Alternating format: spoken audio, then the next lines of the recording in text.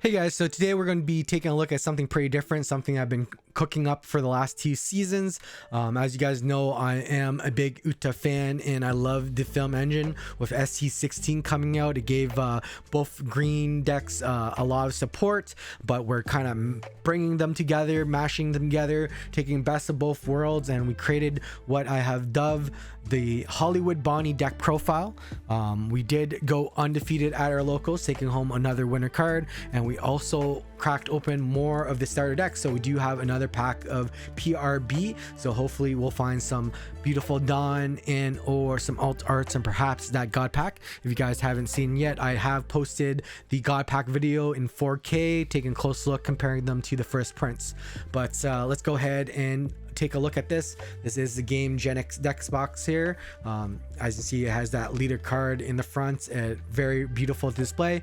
We are using Jewerly Bonny on your opponent's turn once per turn. Resting 1 Dawn allows you to rest your opponent's leader or character. Super strong. But yeah, we'll be building Bonny with the film engine here. So we'll start off with, of course, 10 Dawn. This is going to be our custom Dawn sleeves that we will be releasing soon in our merch store, and also giving some away. So make sure you like and subscribe. Let me know that you like this, and we'll be giving a bunch away very soon once the merch store launches. But let's go ahead and take a look at this deck profile. Super fun. Make sure you watch the end. I'll show you how to navigate this odd but surprisingly effective deck, and super fun for sure. But we'll start off with a 2 cost Law here, 1k counter, 3000 power. Using 1 active Dawn, you may return Law back to your hand and play a 3 cost. You'll see some of the combinations we come up with this. This is a great opening hand for your first play, and also combos into a lot of stuff that I'll show you in a little bit here. But another card we use is Mihawk, only a 2k counter, 3 costs, 4000 power. Essentially, we're able to play out a slasher card 4 costs or less, which generally will play this into a Brook. But once again, I will go over everything in the end. Overall, if you can't play this early on, then it is only a 2k, but definitely 2Ks are always very strong in this type of deck. But another card that we are using, the next card is going to be our 4 of Izzles, 3 cost, 2000 power, 2k counter. A lot of times you will be using this for counter, but once again, you're able to combo it in pretty nicely with a Law and other cards, just to get that end game kind of out of there. But on play, you can rest up to one of your opponent's 4 costs or less.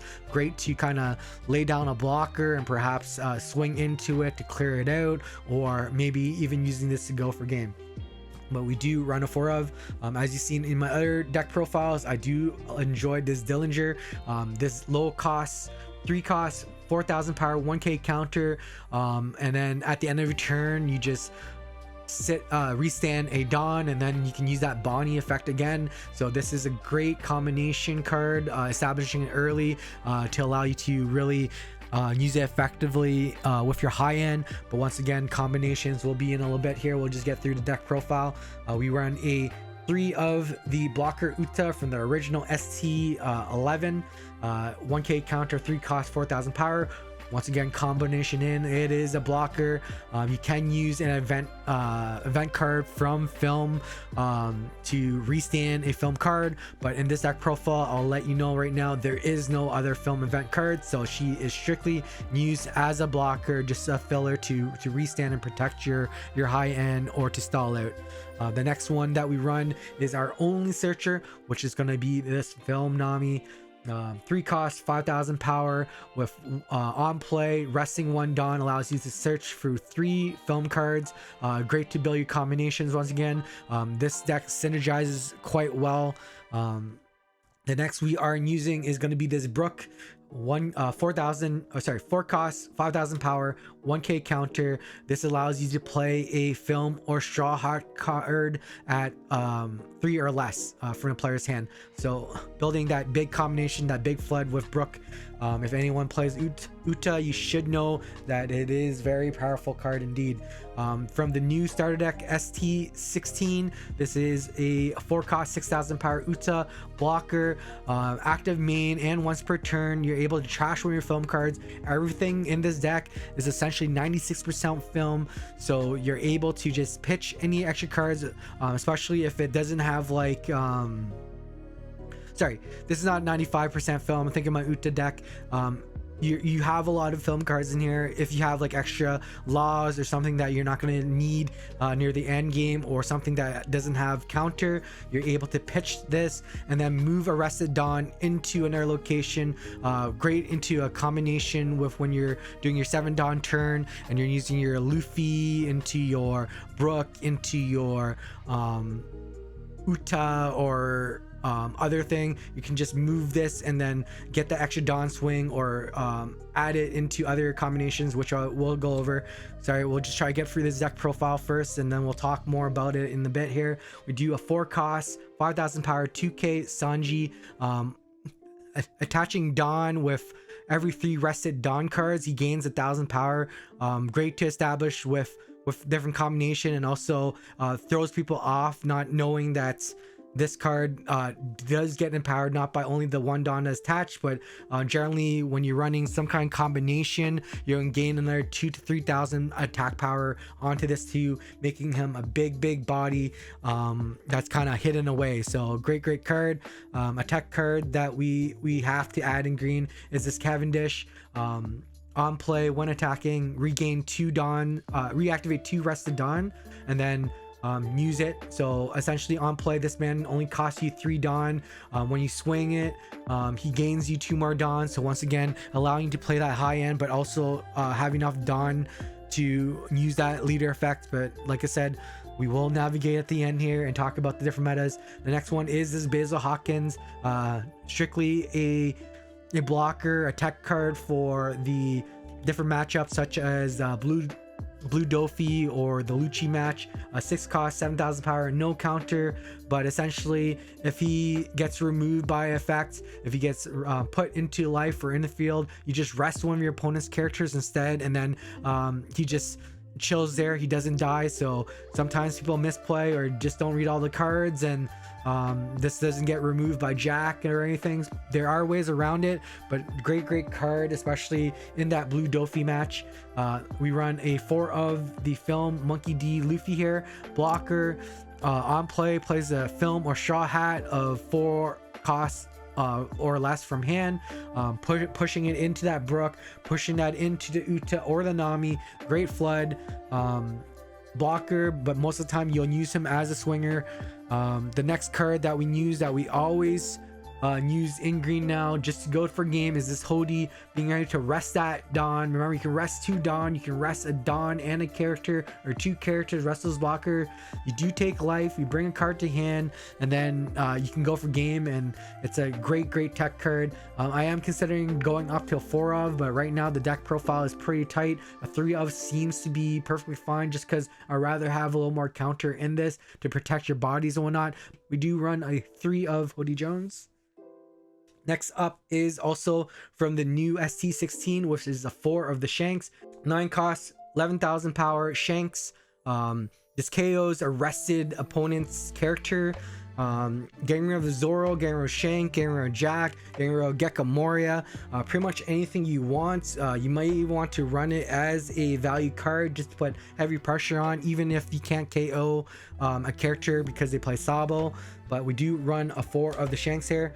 Another card that you guys always know I love running is the Zoro card, the most broken card in green, I believe. Swinging 3 times for 3 Dawns, 9k, attaching Dawn, swinging hard. You can even use Arrested Dawn from this Uta card, slide it under, making him a 10k swinger. Just extra value on it. Everything in this deck feels very good. It synergizes very well. When you hit those combinations, it's just overwhelm, and your opponent won't see it coming. The last card we're using here is Because the Side of Justice will be whichever side that wins, our 0 costs. It can rest a character on trigger. You pitch a card and you're getting 3000 power. We only run a 2 of, just because there is a lot of 2k counters and everything already in there. Let's go over the different opening hands and combination. I'll show you that god hand. If you ever see this combination, you pretty much want to keep. Essentially, if you can find this law card, if you can find this Mihawk into this Brook, into Nami, that is the biggest opening hand. You can also use it with a Uta card here. It's not as strong, but I do enjoy that Nami. Essentially, in your if you're going second, you just essentially will have this down. After that, on your 4 Dawn turn, you can swing your leader, you can attach 2 Dawn into this, you can swing that out, you can then play this, bring it back to hand, play that Mihawk, rest that Brook, play that Nami, and then use that last Dawn to search for a 3 cost to build your next combination. If you can't find that Nami, or if you went first and you don't have the Dawn for it, you can still establish her, but against a Lucci or something else, it's probably gonna get removed. So you may want to put that Uta, just because you do want to try to get that search out on that Nami. But that is pretty much going to be your god hand, god opening, best curve. If you can hit that combination, it's very, very difficult, because you're getting a 3-4 card flood with a 1k counter going back into your hand. We don't run multiple, like a lot of these, so you won't see it too often, but once you do see it, that's definitely a good reason to keep. If you end up finding like a 4 cost Uta, or like a Brook, if you find a Cavendish, if you find like a Zoro, it's also great to keep, just because the Zoro is a 2 of. The Cavendish is more, but it's a very, very powerful card.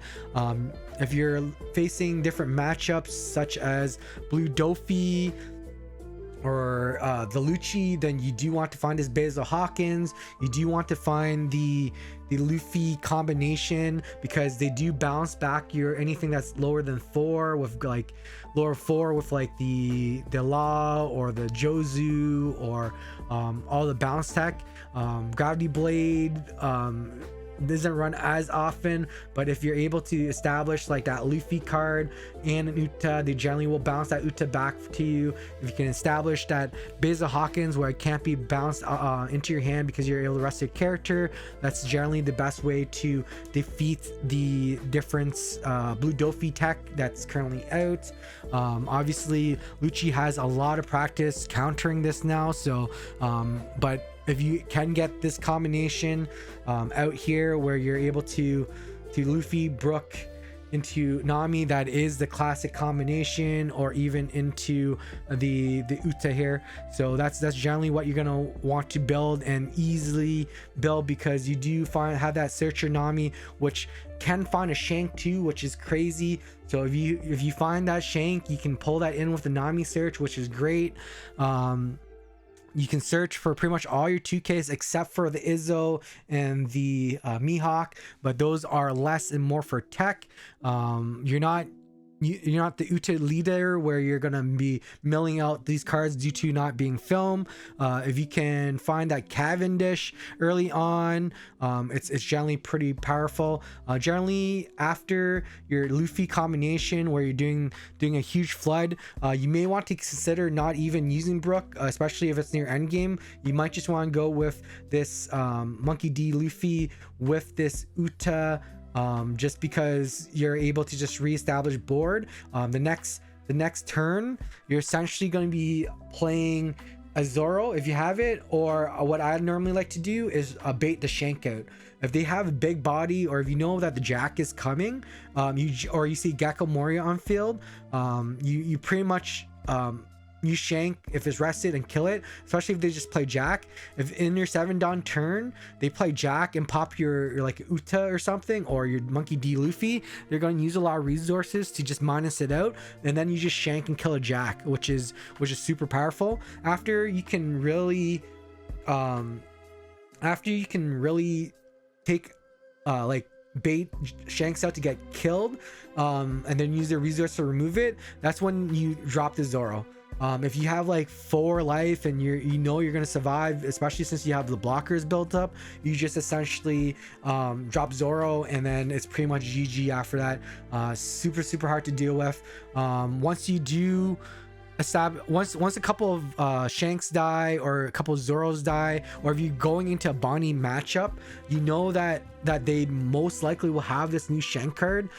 Sometimes I will just use Shanks to clear one of their big bodies, and then next turn I won't even swing Shanks out because they're probably gonna re-shank you, right? So what I generally do will either build that blocker back up and then drop a Zoro, and then I have Shank Zoro, and it won't swing the Shank, especially since sometimes swinging into, like, if you're swinging into a Bonney, if they're Dofiing you, they're gonna freeze everything, or they're just gonna rest your character. So you just establish that board, you leave Shank as a big body, add pressure, you add that Zoro down. Once you have that Zoro or 2 Shanks down, you just go for game and end it with Hody. You either double rest their any active Dawn that they have, so they can't counter out with their effects, or you rest one of their blockers, and then rest, especially with Bonney, you want to rest their active Dawn, obviously, because you don't want them to stop a Zoro swing. Or against like a Black Yellow Luffy, or against like a Lucci, you just double rest their blocker, and then you just go for game. Just swing Shanks, swing Zoro 3 times, or attach a couple of Dawns on it, and it's super powerful. Strong matchups obviously are going to be anything yellow. Black Yellow Luffy is very difficult for them to really stop this. In the Black Yellow Luffy matchup, a lot of times you're starving them. For this one, I essentially just keep swinging them to face, bring them down, and at times they won't even be able to survive to the 10 on turn. Always resting one of their characters to swing into like one of their bodies so they can counter out and use their cards. Or if you don't see like a big body in their field where they can remove their own life, you just keep swinging life until they get to like 1 before your 8 on turn. You just Hody, or you just force them to use their leader ability to put it into life so they have attack. But if you have Hody in, you just rest their blockers, swing into them at 5 or 7, and they're just cooked. But great against anything yellow, like a Nell. You just look for a Zoro and you pretty much win. You spam, you swing to their face. A lot of times against a Nell, I'm almost melling them out too, which is crazy. It's just, you just build that blocker back up, you swing and just keep milling their cards. They keep healing and they keep losing cards out of the deck, and then a lot of times they deck out, or they just won't have the triggers that they need.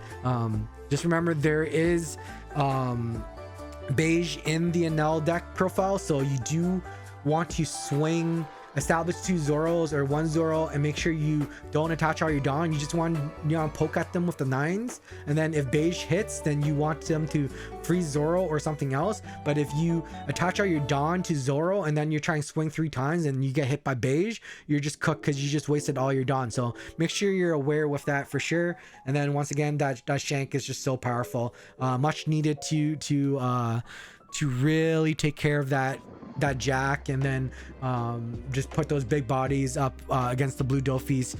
What else is in the meta right now?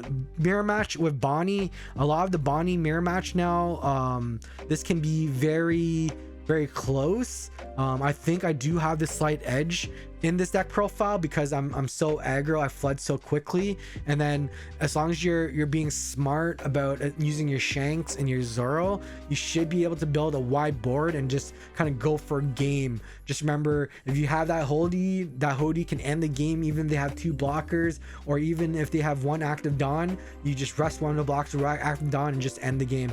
But super fun. Purple Luffy, the way you work against Purple Luffy is you just go heavy aggro. You just hit them in the face all the time, forcing them to mill out. Use that Hody early to rest their characters and kind of mill out some of their big bodies that has one attacking on it, and then just go for face. They'll run out cards super quick. Don't be defensive against purple Luffy. You just go to face, and it's pretty much cooked. What other decks are being ran these days? So we went over Bonney, we went over Uta. This definitely is stronger into Uta. Uta is super fun, but I think it can be a little like if opponent high rolls you, you're gonna get high rolled, right? So if you can't find your combinations, it's still okay. You can still play this deck profile and still be very strong into it, but sometimes you get high rolled, and that's just the way One Piece is. But that is pretty much deck profile. If I miss any matchup that we didn't really go over, let me know. Oh, Dillinger on your 3 Dawn turn or 4 Dawn turn, amazing. You essentially just 3 Dawn turn, swing leader, drop him, restand a Dawn, and then you're able to rest one of their opponent's swing. Of course, early on they probably will swing before they do it, but sometimes, you know, if they're not used to this card, they don't realize that you do get that extra Dawn in the end. Yeah, I think that's a bit for about the deck profile. I think I went through most of it, but let's go ahead and check out what winner card we got. I think we so far have both of the yellow cards, which is gonna be your Pudding and also Edison. So hopefully this is another one that we are looking for. It looks like it might be a red one. It looks like it's gonna be, I think it's a Chopper. Yes, the Tony Chopper. So that is the one that we are adding collection. Looks like we just need one more, and then we'll have them all. And then finally, let's see if we find a beautiful alt art, or perhaps that god pack. It is not a god pack, but let's hope we find some beautiful Dawn and perhaps something, a nice alt art at the end here. But we'll just go through it. I believe you guys at this point with the official release to see all these cards so much already, so we'll go through it pretty quickly. We mostly just want to see what is in the end slot here. It looks like oh no, they're stuck together, so maybe this is an alt art. Okay, no, okay, okay, it was a secret Luffy. Gear 5 Luffy. Why was that so stuck together? We got a Capone beige blocker, Jolly Roger, and then it looks like, what Dawn is this? Is this a Rebecca Dawn? Or I don't remember what Dawn is, but it's beautiful field of flowers. I feel like it's Rebecca. Is it Rebecca? I think it's Rebecca. But that is the deck profile. Let me know what you think. Thank you for all the support. We finally broke that 1,000 subscribers. Giveaways are coming. We have one running right now, so make sure you check the description down below to get free entry on it. We're giving away some 401 credit, so you can buy some One Piece singles or anything on their store. If you want to support the channel and want some One Piece singles just to build more decks, you can use my discount code at checkout, MK27Hobbies at 401 Games. There's a QR code up here and also down in the description there. I appreciate you guys all for watching. Give this deck a try. Super fun. Let me know how it feels. If you see something to kind of improve it, let me know, because I'm loving this deck right now. Throws everyone off guard and is super powerful. Take care, guys. Be safe. We'll see you on the next one. Bye.